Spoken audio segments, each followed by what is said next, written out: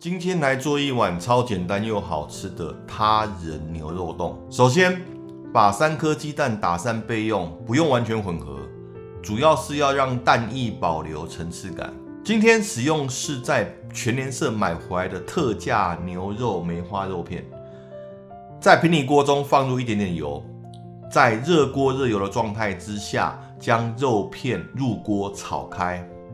肉片炒开之后，加入好事多卖的日式烧肉酱，炒大概6到7分熟，让每一片牛肉都吸满了酱汁。接着把蛋液淋在牛肉上，小火煮个几秒，让蛋液还带着微微流动感，就可以关火了。这样的口感绝对让人一口上瘾。